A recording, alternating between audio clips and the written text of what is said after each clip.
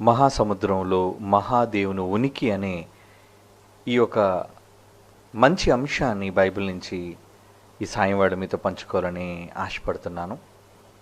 ప్రియులారా, మహాసముద్రము అనగానే సృష్టి నిర్మాణంలో మనకి ప్రారంభంలో కనబడేది దేవాది దేవుని వాక్కు వలన కలిగిన ఈ విశాలమైన విశ్వంలో అత్యంత ప్రాముఖ్యతను సంతరించుకున్న భూగోళం అయితే, ఆ భూమి మీద 3 వంతుల నీరును కలిగినదే సముద్రము, జలరాశులు అన్నాడు దేవుడు. జలరాశులకు ఆయన పేరు పెట్టినట్లుగా కూడా మన బైబిల్లోంచి ఒక మాట చూద్దాం ప్రియులారా. ఆదికాండం మొదటి అధ్యాయం 10వ వచనాన్ని మనం చూడగలిగితే, ఈ సముద్రాలను గూర్చిన వివరణ దేవుడు ఇస్తున్నట్లుగా, వ్రాయిస్తున్నట్లుగా తన తొలి పుస్తకములోనే ఈ మహాసముద్రాలను గూర్చిన వివరణ దేవుడు ఇస్తున్నట్లుగా మనం చూడగలం. చదువుదామండి. ఆదికాండం మొదటి అధ్యాయం 10వ వచనం.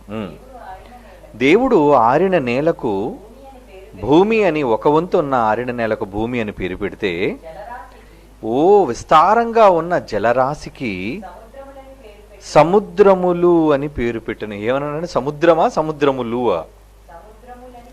సముద్రములని ప్లూరల్ అంటున్నాడు చూడండి. సముద్రములు ఏమండి, మొత్తం అంతా కలుపుకుంటే ఈ గుండ్రటి భూగోళం మీద అంతా నీరే కదండి. సముద్రములు అని ఎందుకన్నాడు అంటే, ఈరోజు మనుష్యులు పేర్లు పెట్టుకొని తమదిగా పిలుచుకుంటున్న ఎన్నో మహాసముద్రాలు అంటారు.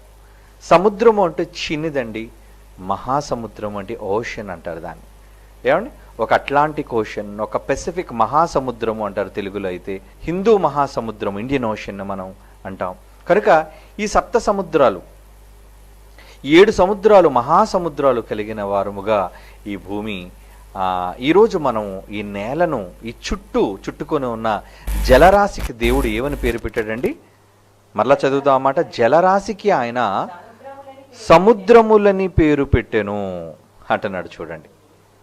ఏమండి, నిజంగా 750 కోట్లకు పైగా విస్తరించిన నేటి ఈ మానవ జనాభా సంఖ్య, వీళ్ళందరికీ 3 వంతుల సముద్రపు ఉప్పు నీరు అవసరమా అంటే, అవునండి.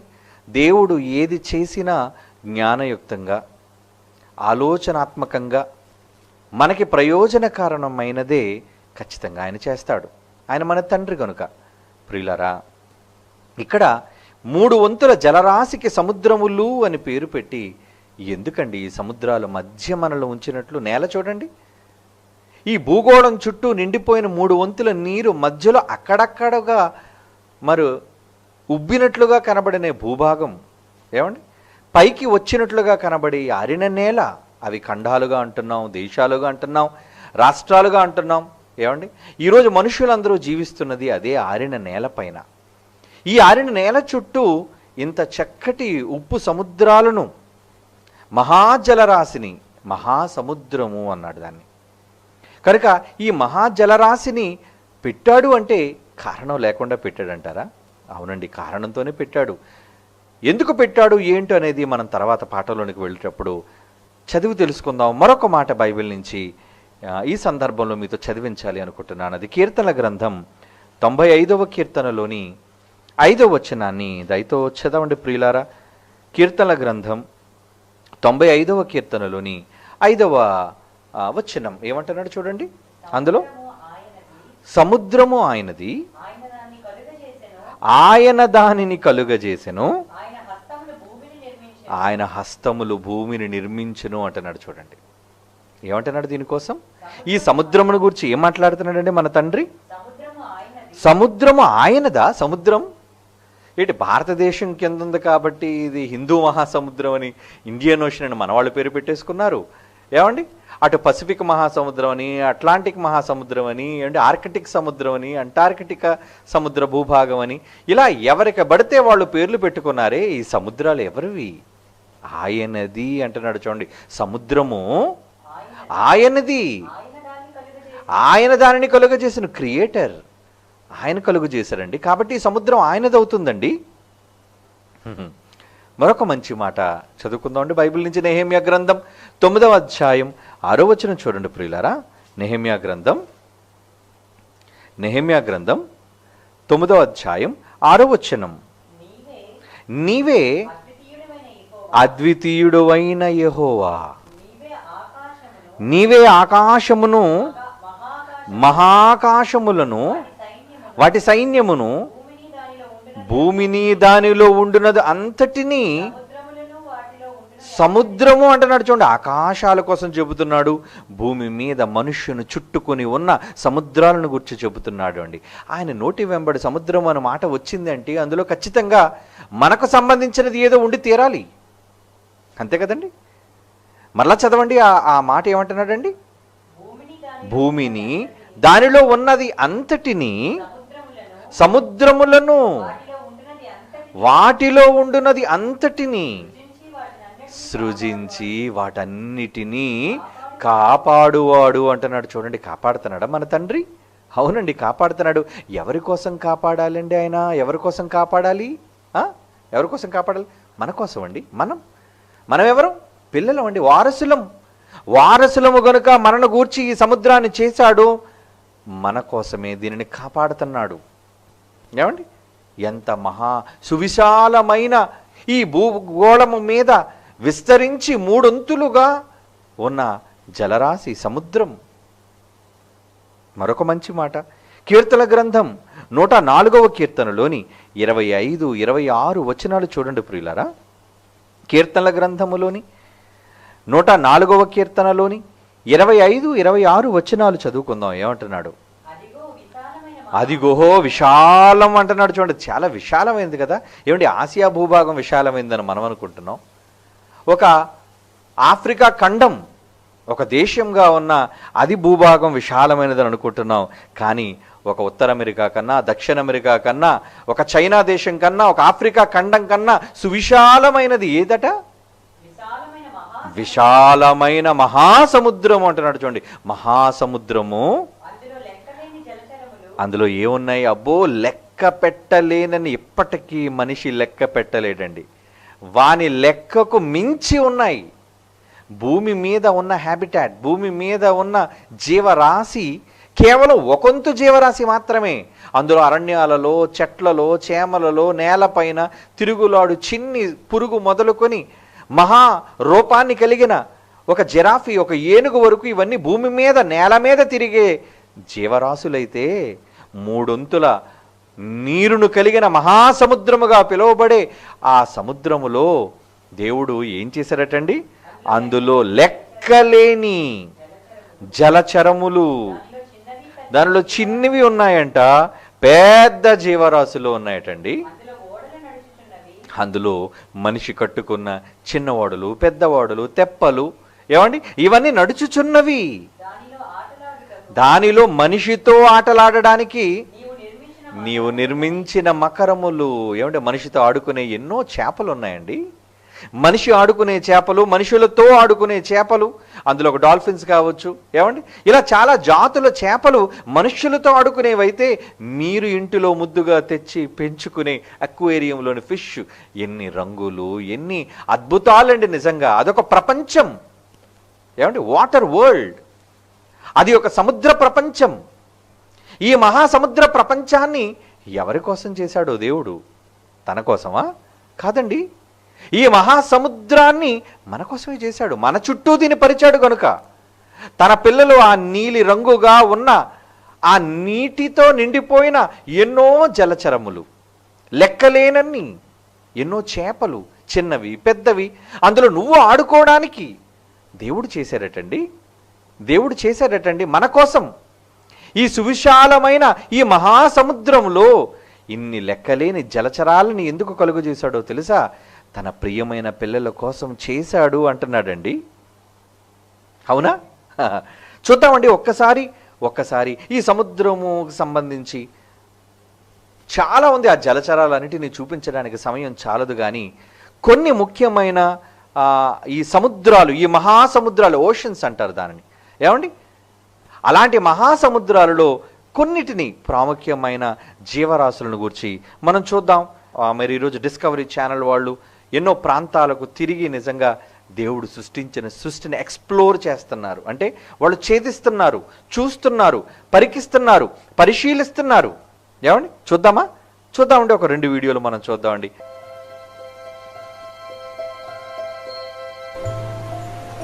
మహాసముద్రం, రేగుతున్న అలలు, మంచు పర్వతాలతో నిండిన సముద్రాలు, ఆ నీటి కింద ఎన్నో జీవరాశులు ఉన్నాయండి.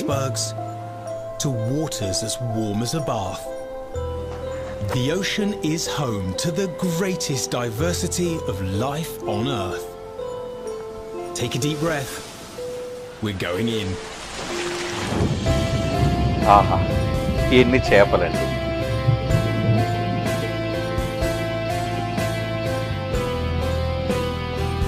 వాటి రంగులు, వాటి రూపాలు, ఇవన్నీ అవసరమా మనిషికి? ఎంత అందమండి!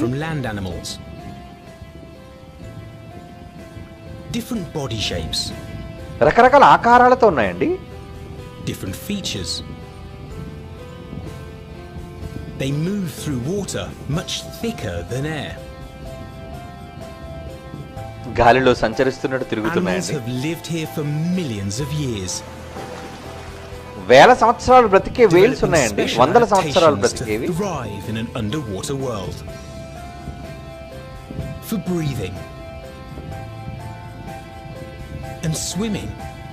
సీ హార్స్, సముద్రపు గుర్రాలు అంటారండి వాటిని. ఆ రంగులు ఏంటండి? ఆ అడుగులో కూడా రంగులు కావాలా? పసుపు, పచ్చ, నీలము, చిన్నివండి సూక్ష్మ జీవులు లాంటివి కూడా బ్రతుకుతున్నాయండి అందులో. మహాసముద్రం అదిగోండి చూడండి. I am coral. Some people think I'm just a rock. రంగులేంటండి, అందాలేంటండి, ఇది మీరు చూడడానికి I'm the largest thing alive on this planet. I'm so big I can be seen from space. ఏదో మనస్సులోని తెలియని ఆహ్లాదం. But for how long? I grew for almost 250 million years. కోటాను కోట్ల సంవత్సరాలుగా దేవుడు చేశారండి జీవరాశులను. Sure, I live at the bottom of the sea. ఆహా, ఎంత చక్కటి You might not see me రంగులండి. that often. లెక్కలేనన్ని జీవరాశులండి, జలచరములు. Do you realize that 1/4 of all marine life depends on me? వాటి షేడ్స్ చూడండి, I am వాటి the colours nursery of the చూడండి. sea. ఎవరండి Little ఆహారం fish ఇచ్చి depend on me పెంచుతున్నారు for వీటిని? food and to hide from the big fish. And guess who eats the big fish? That's right, you do. I'm the protein factory for the world. Yet you raise the చేపల temperature of ద్వారా the ఈ ocean రోజు so I ఎంతో can't live ఆరోగ్యం here అండి anymore. మనుషులకు. And when big storms and tsunamis barrel through the ocean, I'm your fortress. Yet you tear me apart with dynamite and poison me with cyanide. Well, here's a crazy thought. ఆహా, Stop killing me. ఈరోజు మనుషుడు పాడు చేస్తున్నాడండి. ఒక్కసారి చూడండి దేవుడు చేసిన ఈ మహాసముద్రం.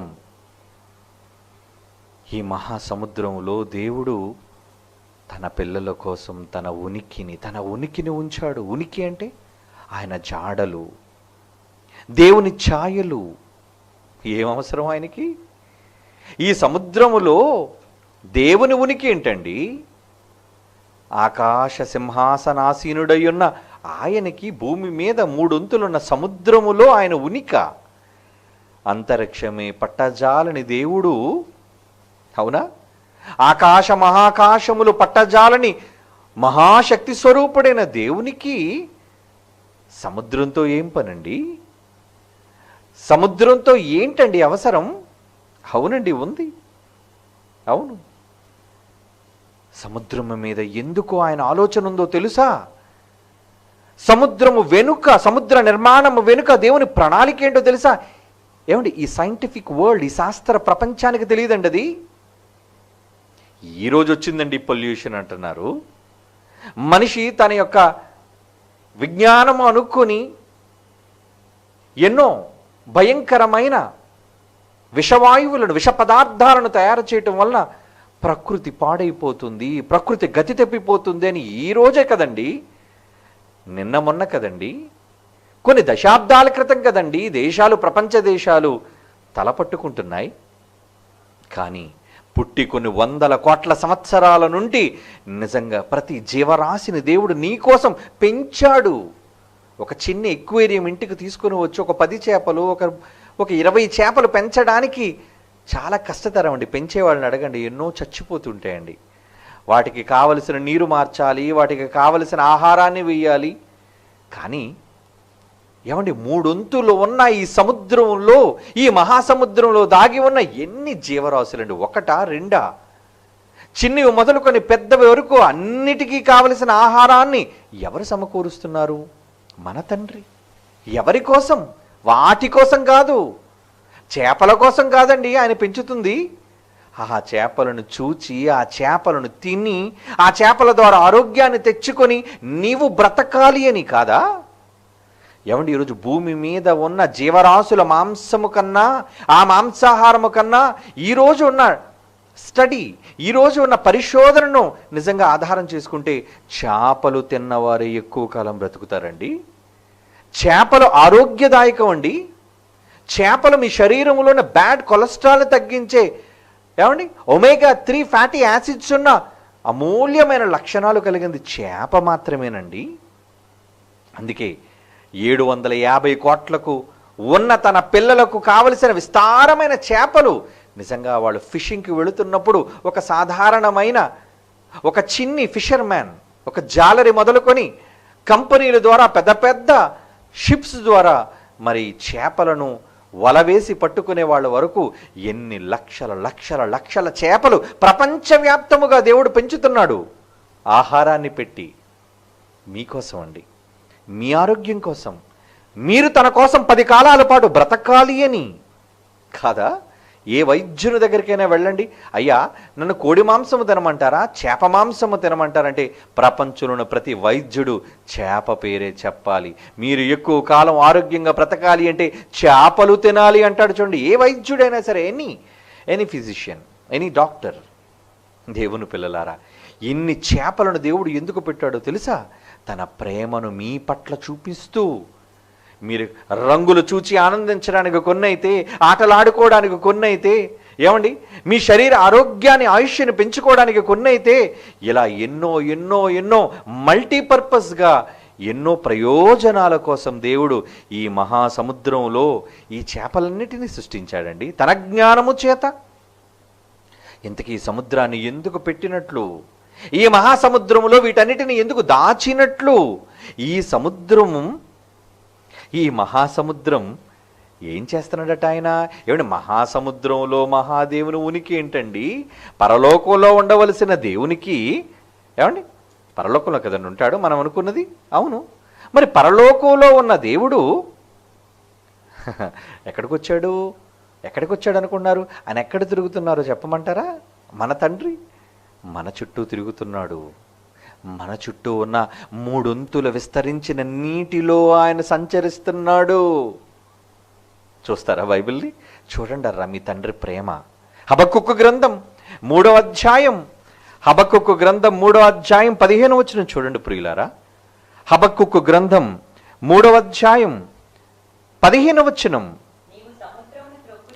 నీవు సముద్రమును త్రొక్కుచూ సంచరించుచున్నావు, సముద్రమును తొక్కుచూ సంచరించుచున్నావు. దేనికి సంచారం? ఏముందని? సముద్ర గర్భంలో డైమండ్స్ ఉన్నాయని. అవునండి, సముద్ర గర్భంలో నుంచి డైమండ్లు దొరుకుతాయండి. రేర్ డైమండ్స్ అండి. అడుగు భాగాలలో నుంచి పేలిపోయే, ఈరోజు మనం బయట చూసే ఎలాగైతే అగ్నిపర్వతాలు ఉన్నాయో, సముద్రంలో కూడా అగ్నిపర్వతాలు ఉంటాయండి. అందులో నుంచి బయటికి వచ్చే అత్యంత విలువైన డైమండ్స్ వాటి కోసమా? అవి ఎందుకండి? ఆయన చేసినవి, ఆయన చేతి పని. ఆయన డైమండ్స్ కోసమో, చేపల కోసమో, ఏమండి, ఆలు చిప్పల కోసమో, ముత్యాల కోసమో ఆయన తిరగటం లేదు, సంచారం చేస్తున్నాడట. మళ్ళా చదవండి, ఎంత మంచి మాట. నీవు సముద్రమును త్రొక్కుచూ సంచరించుచున్నావు. మహాసముద్రములో మహాదేవుడు సంచారమా? లోకాలు పట్టలేని ఆ మహాశక్తి స్వరూపుడు సముద్రమును ఎందుకండి సంచరిస్తున్నాడు? నీవు సముద్రమును త్రొక్కుచూ సంచరించుచున్నావు.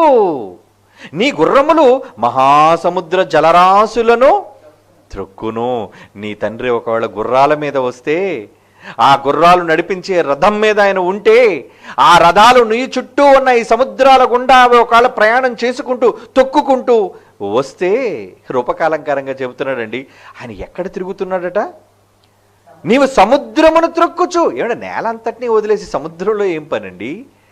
ఆయన వాహనం ఎక్కి సముద్ర జలరాశులను త్రొక్కుకుంటూ ఎందుకండి ఆయన గుర్రాల పరుగులు తీయాలి? ఎవరి కోసం ఈ పరుగులు? ఎవరి కోసమో కాదండి, తాను మిక్కిలిగా ప్రేమించిన తన ప్రియులైన పిల్లలు, తన వారసులు అదిగో కనిపించి ఆరిన నేల మీద ఉన్నారు గనుక, ఈ ఆరిన నేల అంతటిని చుట్టూ ఉన్న సముద్రాన్ని మహాదేవుడు మన తండ్రి, మనకు జన్మనిచ్చిన పరలోకమందున్న మన తండ్రి సంచారం చేస్తున్నాడండి, తిరుగుతున్నాడండి. ఎవరి కోసం? తన పిల్లల కోసం తిరుగుతున్నాడు. మహాసముద్రంలో ఆ మహాదేవుని అడుగు జాడలు కనబడుతున్నాయి. ఆ మహాదేవుని ఉనికి మనకి కనబడుతుంది. అది ఆయన మాటలలోనే స్పష్టంగా మనకి తెలుస్తుంది. ఆయనే చెప్పుకున్నాడు, నేను సముద్రంలో తిరుగుతున్నాను నాయన. ఎవరి కోసం అయ్యా? ఈ చుట్టూ నువ్వు తిరుగుతున్నావు, సంచరిస్తున్నావు. మరెవరి కోసం? తను ప్రేమించిన తన పిల్లల కోసమే కదా. అప్పుడప్పుడు మనం చూస్తూ ఉంటాం కదండి, ఒక ఉమెన్స్ హాస్టల్ ఉందనుకోండి, ఏమండి, ఒక ఉమెన్స్ కాలేజ్ ఉందనుకోండి, మొత్తం దాని గోడ చుట్టూ పహారీ ఎవరు చేస్తుంటారు? ప్రేమికులు.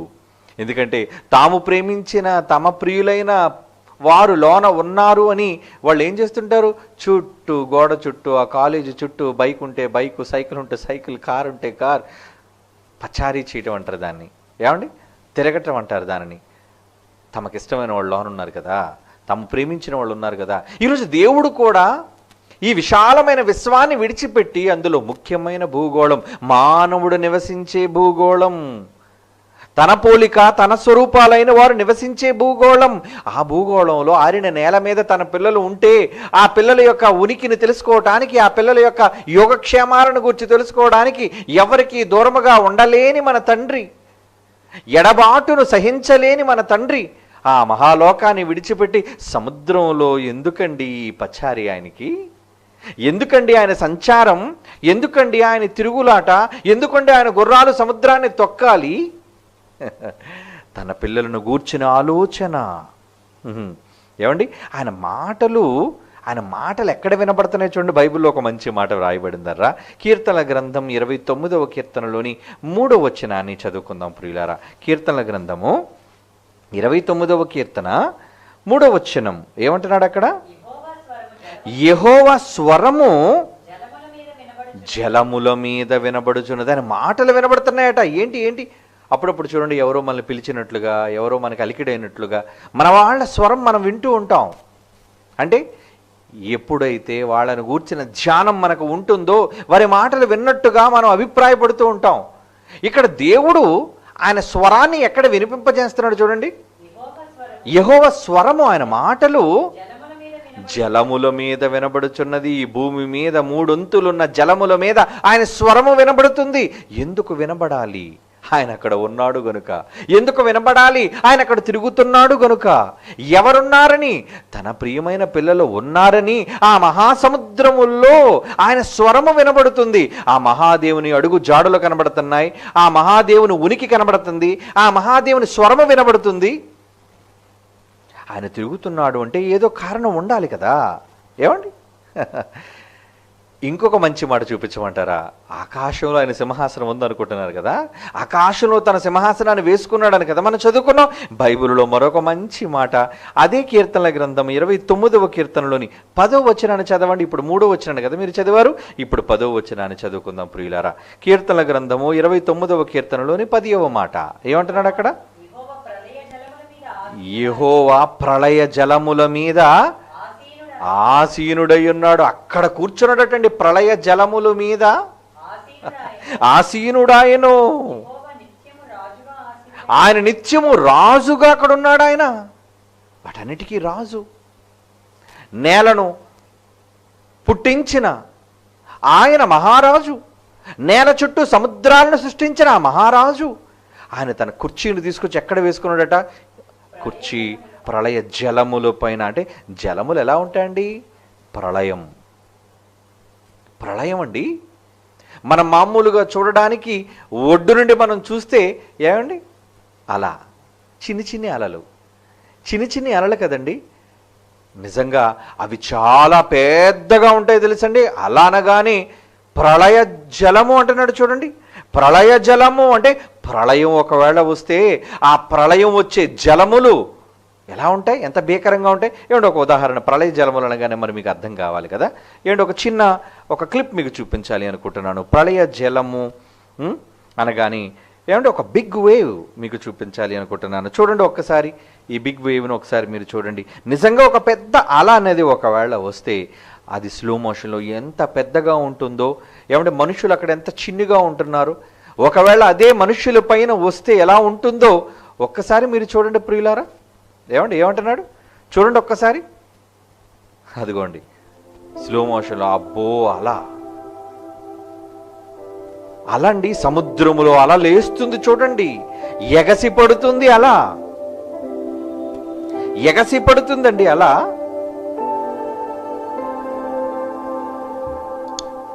ఇంకోటి అదిగోండి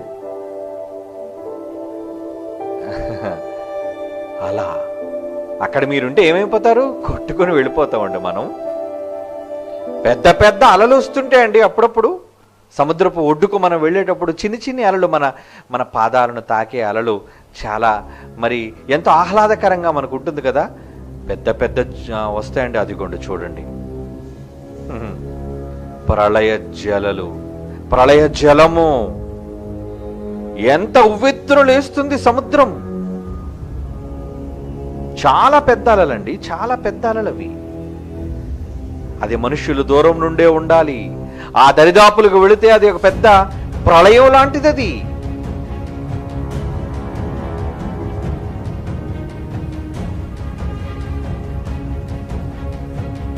దానిలో చూడ్డానికి అందంగా కనబడినా అందులో మనిషి ప్రాణానికి అపాయం దాగి ఉంటుందండి. అదేనండి ప్రళయ జలము. సునామీలు చూసాం మనం ఎన్నో. సముద్రము నిజంగా పట్టణాల్లోనికి నీరును చొచ్చించుకుపోవటం, అవన్నీ ఏమనుకుంటున్నారు, ప్రళయ జలములు, ప్రళయంలా తలపించే అలలు అవన్నీ. మన తండ్రి తన సింహాసనాన్ని పిలిచారట. పరలోకంలో ఆసీనుడై ఉన్నాను కదా, రండి నా సింహాసనాన్ని తీసుకువెళ్ళండి. ఎక్కడేమంటారు మహాప్రభు, నా పిల్లలు ఉన్న ఆ మహాసముద్రములో ప్రళయ జలలున్నాయే, ప్రళయ జలములు ఉన్నాయే, అక్కడ వెయ్యండి అంటున్నాడండి. చదవండి ఇప్పుడు ఆ మాట. యెహోవా ప్రళయ జలముల మీద ఆయన ఆసీనుడాయను. ఆయన అక్కడున్నాడట. యెహోవా నిత్యము రాజుగా ఆసీనుడై ఉన్నాడు. ఎందుకండి ఆయన ఉనికి అక్కడ ఎందుకు కనబడుతుంది? సముద్రం మీద ఎందుకు తన సింహాసనాన్ని వేసుకున్నాడు? అక్కడెందుకున్నాడు ఆయన? అంటే పాలన అక్కడుందా, లేదా పాలన అక్కడి నుంచి చెయ్యాలా?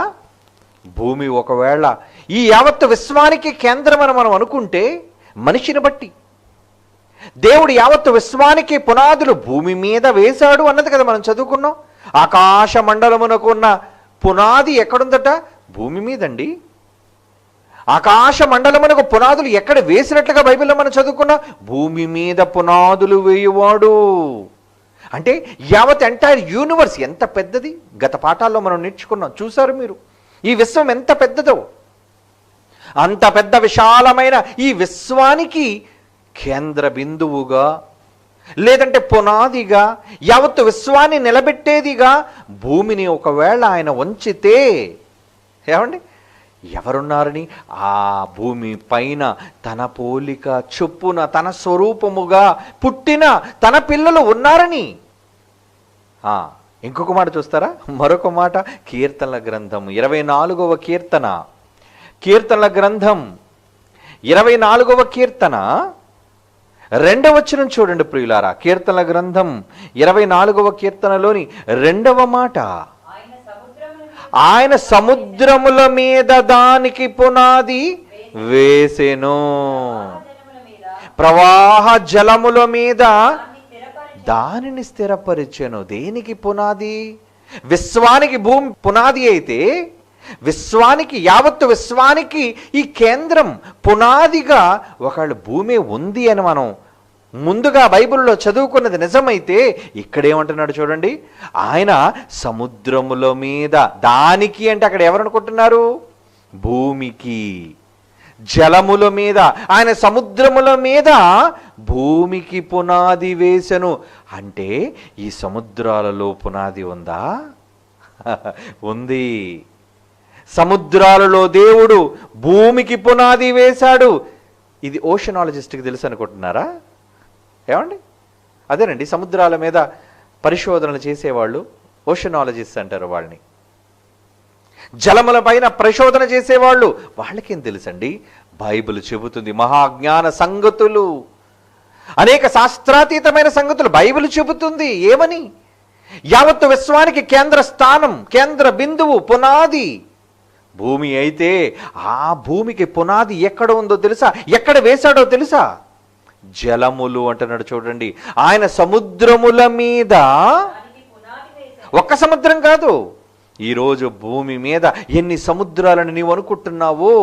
మహాసముద్రాలు 7 అనుకుంటే, చిన్న చిన్న సముద్రాలు ఆయా దేశాలలో చిన్న చిన్న సముద్రాలు ఎన్నో ఉంటే, ఆ సముద్రాలన్నిటి మీద దానికి అంటే భూమికి పునాది వేసెను.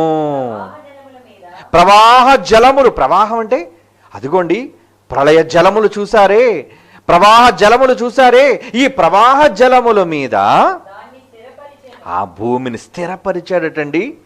ఈరోజు భూమి ఎంత కాన్స్టెంట్గా ఉండగలిగింది అంటే, ఏమంటే నిమ్మకాయ మీద నీరు నిలబెట్టండి చూద్దాం. నిమ్మకాయ మీద నీరు నిలబెట్టగలరా? పైన నిలబెట్టం కాదు, చుట్టూ ఉండాలి.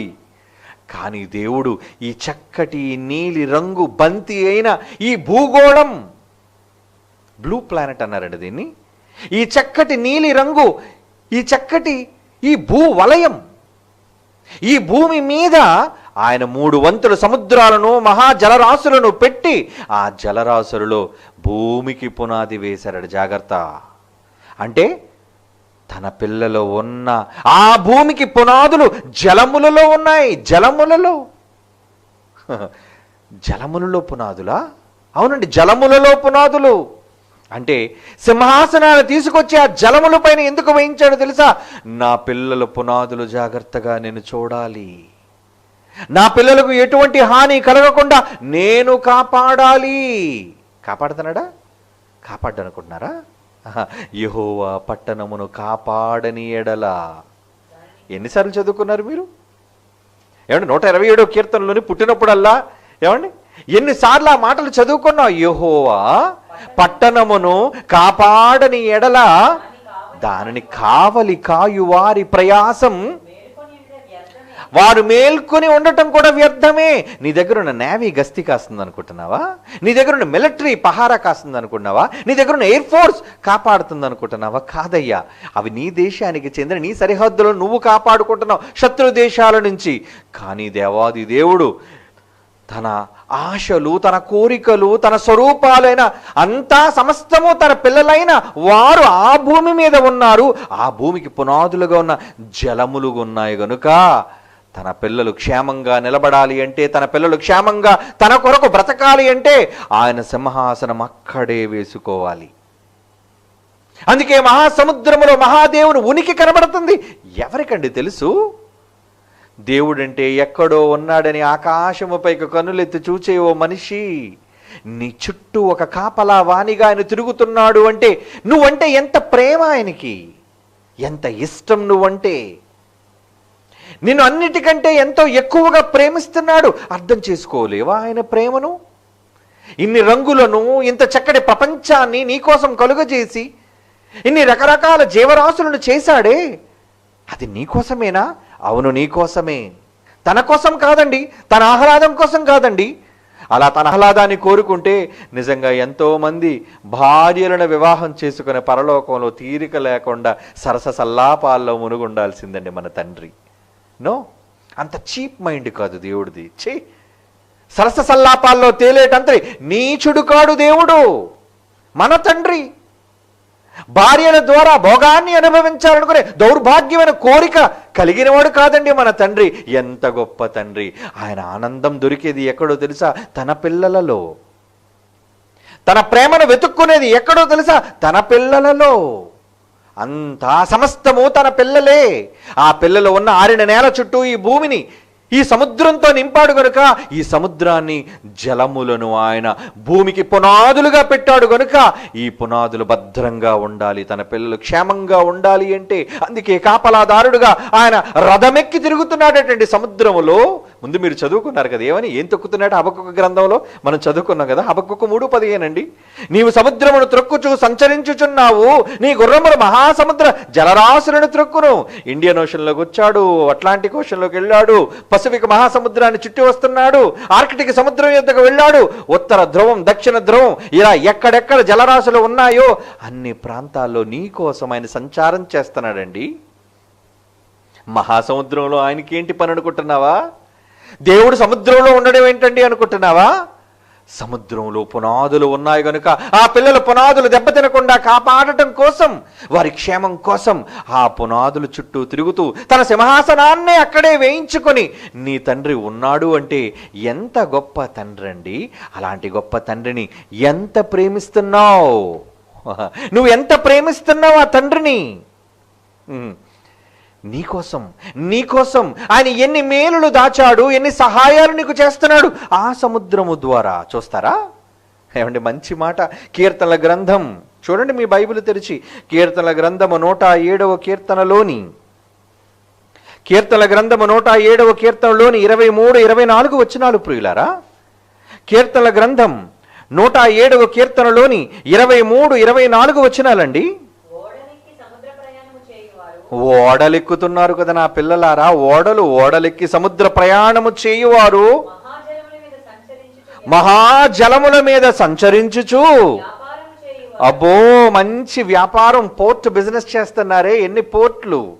కాండ్లా పోర్ట్ ఉంది, విశాఖపట్నం పోర్ట్ ఉంది, ఏమండి కాకినాడ పోర్ట్ ఉంది. ఇలా మన దేశం చుట్టూ ఎన్నో ముఖ్యమైన పోర్ట్లు ఉన్నాయి మనకి. అంటే దేనికి ఈ పోర్ట్లన్నీ? రవాణా, మీకు కావలసిన వర్తకం, ఇంపోర్ట్ అండ్ ఎక్స్పోర్ట్. ఈరోజు మనం కోల్ ఎక్స్పోర్ట్ చేస్తున్నామండి, షుగర్ ఎక్స్పోర్ట్ చేస్తున్నామండి. ఎన్నో విషయాలు మనం వీట్ కానీ, రైస్ కానీ, బార్లీ కానీ ఎన్నిటినో మనం ఇంపోర్ట్ చేసుకుంటున్నామండి. ఇవన్నీ కూడా లారీల ద్వారా, ట్రైన్ల ద్వారా వచ్చేవి కావండి. ఎక్కడో అమెరికా దేశంలో ఉన్నది మన దగ్గరికి రావాలి అంటే ఓడలు రావాలి. ఏమండి ఎయిర్పోర్ట్లు క్లోజ్ అయిపోయి కానీ లాక్డౌన్లో పోర్టులు క్లోజ్ అవ్వలేదండి. సీ పోర్ట్లు అంటారు దాన్ని, అడగండి, పోర్టులు నీళ్ళు అడగండి. లాక్డౌన్లో విమానాలు ఎగరకుండా ఆపారేమో కానీ సముద్రంలో నడిచే ఓడలకు మాత్రం లేదు, నో లాక్డౌన్. ఎందుకో తెలుసా? నీ వర్తకం, నీకు కావలసిన వ్యాపారం, నీకు కావలసిన ఆహారం. ఏమండి ఈరోజు మెడిసిన్స్ రావాలి అంటే, ఈరోజు ఎన్నో నీకు ప్రయోజనకరమైనవి రావాలి అంటే వారి దేశంలో లేనివి మన దగ్గర, మన దేశంలో లేనివి వారి దగ్గర పొందడానికి ఈరోజు మనం చేసేది వర్తకం. ఆ వర్తకం కోసం చెబుతున్నాడు చూడండి. కీర్తన గ్రంథము 107వ కీర్తనలోని 23-24 వచనాలండి. ఓడలెక్కి సముద్ర ప్రయాణము చేయువారు మహాజలముల మీద సంచరించుచు వ్యాపారము చేయువారు యెహోవా కార్యములను, సముద్రములో ఆయన చేయు అద్భుతములను చూచిరి. మనం ఎప్పుడు సముద్రం మీదకి వెళ్ళలేదు కదండి, అందుకే సముద్రంలో అద్భుతాలు మనకు కనబడవు. ఏమిటి సముద్రంలో అద్భుతాలు మనకు కనబడవండి. కానీ ఏం చేస్తున్నాడు తెలుసా? ఆయన ఏం చేస్తున్నాడు చెబుతున్నాడు చూడండి. ఓడలెక్కి సముద్ర ప్రయాణము చేయువారు ఎవరైతే ఉన్నారో, మహాజలముల మీద సంచరించుచు వ్యాపారము చేయువారు ఎవరైతే ఉన్నారో, యెహోవా కార్యములను, సముద్రములో ఆయన చేయు అద్భుతములను. ఎన్ని వండర్స్ చేస్తున్నాడు సముద్రంలో. సముద్రం మధ్యానికి వెళ్ళిన తర్వాత చుట్టూ గీతలా కనబడుతుందండి, నేల కానరాదు. ఒక నీలి రంగు గీత హద్దుగా మనకు కనబడుతుంది. ఆకాశం సముద్రం కలిసినట్లుగా ఒక చక్కని గీత మనకు కనబడుతుంది. ప్రశాంతంగా ఉన్నప్పుడు వెళ్ళిపోతుంటావే. కానీ ఒకవేళ సముద్రంలో భయంకరమైన అలలు, ఎందుకంటే ఆయన కూర్చుంది ప్రళయ జలముల మీద కదా. ఆయన వచ్చాడు అంటే జలములు ఏమవుతాయి? దేవుడు వచ్చాడు అంటే ఏమండి ఒక పనికి మాలిన 1/2 కేజీ మాంసం లేని హీరో నేల మీద అడుగు పెడితే దుమ్ము లేచిపోతుంది, గాలి తిరిగిపోతుంది, ఆకులు ఎగిరిపోతుంటాయి, చుట్టూ ఉన్నవాళ్ళు కంగారు పడి బెంబేలెత్తిపోతుంటారే. అలాంటిది లోకాలను కలుగజేసిన దేవుడే స్వయంగా సముద్రం మీద అడుగు పెడితే సముద్రాలు ఎలా ఉంటాయి చూస్తారా? ముందా మాట చూడండి. కీర్తనల గ్రంథం, మళ్ళా వద్దాం ఈ మాట దగ్గరికి. కీర్తనల గ్రంథం 77వ కీర్తనలోని 16వ వచనం. కీర్తనల గ్రంథం 77వ కీర్తన 16వ వచనం ఏమంటున్నాడు అక్కడ?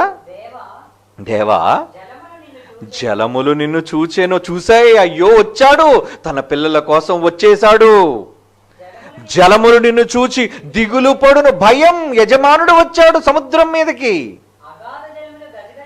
అగాధ జలములు లోపల ఉన్న సముద్ర గర్భంలో ఉన్న అగాధ జలాలు ఉన్నాయండి. ఎన్నో జలాలు, బయట కనిపించే జలాలు కొన్నైతే సముద్రంలోని అగాధ జలములు, మిక్కిలి లోతైన పసిఫిక్ మహాసముద్రంలోని మారియానా ట్రెంచ్ లాంటి ఎన్నో డీపెస్ట్ పార్ట్స్, లోతైన ప్రాంతాలు, అవన్నీ అగాధ జలములు అంటారు వాటిని. ఆ జలములన్నీ ఏమవుతున్నాయటండి? దేవా జలములు నిన్ను చూచెను. ఎలా చూసేవి? ఆకాశంలో ఉన్నాడనా? ఆకాశంలో ఉన్నందుకు చూడడం కాదు. దేవా జలములు నిన్ను చూచెను. జలములు నిన్ను చూచి దిగులు పడును. జలములు కాదండి, జలములు, జలములు, జలములు, సముద్ర జలములు. సముద్ర జలముల మధ్య ఆయన రావటం, ఆయన అడుగు పెట్టడం, ఆయన గుర్రాల ద్వారా దానిని త్రొక్కటం, ఆయన రథచక్రాల ద్వారా ఆయన ప్రయాణం చేయటం, ఈ అగాధ జలాల మహాసముద్ర జలాలు చూచి ఏమవుతున్నాయటవి? ఒక పక్క దిగులు, యజమానుడు వచ్చాడన్న దిగులు, భయం. మరో ప్రక్క గజగజలాడుతూ వణుకుతున్నాయటండి. అంటే వణకడం అంటే నీ బాడీలో వణుకొస్తే ఏమవుద్దండి? షేక్, షివర్. అవునా? మరి దేవుడు సముద్రంలో దిగితే ఎలా ఉంటుంది? గజగజలాడిపోతుంది జలములు, ఉవ్వెత్తున లేస్తుంటాయి అలలు. చూస్తారండి ఏమండి? అప్పుడప్పుడు సముద్రంలో ప్రయాణం చేసేవాళ్ళు కంటైనర్ షిప్స్ అంటారండి వాటిని. చాలా పెద్ద పెద్ద ఉంటాయండి కంటైనర్స్, పెద్ద టన్నుల కొద్దీ బరువును మోసే కంటైనర్ షిప్స్ అండి. ఇక్కడ పోర్ట్లోంచి బయలుదేరినప్పుడు ఎండగానే ఉంటుందండి, కానీ మధ్యలో భయంకరమైన పరిస్థితులు, భయంకరమైన గాలులు, భయంకరమైన అలల తాకిడి. మీరు ఎప్పుడు చూడలేదేమో కదా, చూపిస్తాను ఇప్పుడు, మీరు చూడాలి. ఎందుకు అలా సముద్రం చెలరేగిపోతుంది? ఎందుకు అలా గాలులు వేస్తున్నాయి? ఎందుకు అలా సముద్రం మీద అలలు ఉవ్వెత్తున లేస్తున్నాయి? నిజంగా అక్కడికి వెళితే అండి ప్రాణం పోతుందేమోనని బెగబట్టుకోరండి. ఒక్కసారి చూడండి ప్లే. అదిగోండి ఒక పెద్ద మేజర్ షిప్,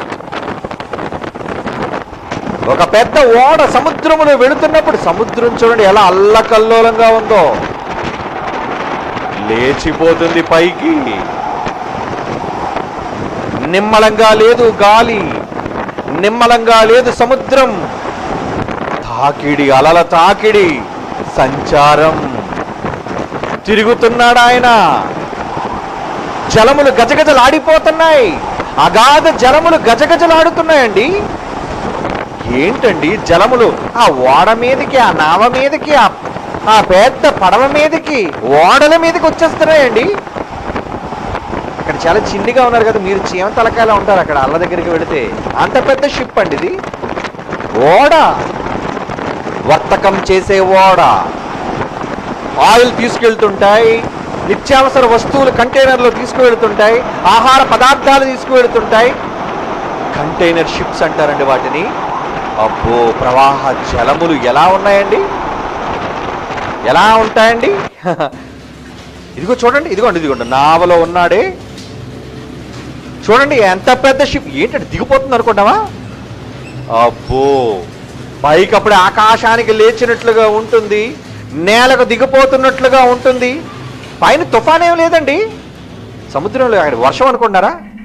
లేదండి, వర్షం కాదండి. అగో సూర్యుడు కనబడుతున్నాడండి.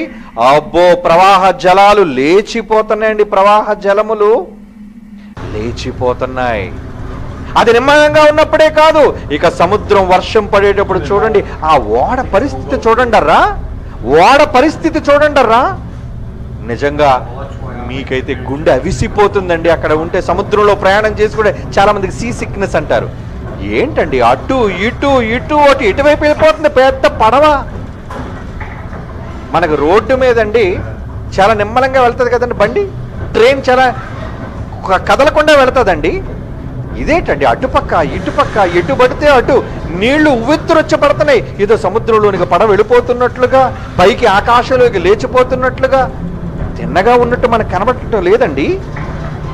దీనికి కారణం ఏంటనుకుంటున్నారు? సముద్రంలో అగాధ జలములు, ఆయన నడకలు, ఆయన నడతలు. ఇది తెలియదండి, ప్రపంచానికి ఏం తెలుసండి? ఎందుకు వచ్చిందండి? ఏదో కారణం చెప్తాడు, సోదే మాట. ఉవ్వెత్తులు లేచే అలలు గజగజలాడిపోతున్నాయి. ఎవరిని చూచి భయం?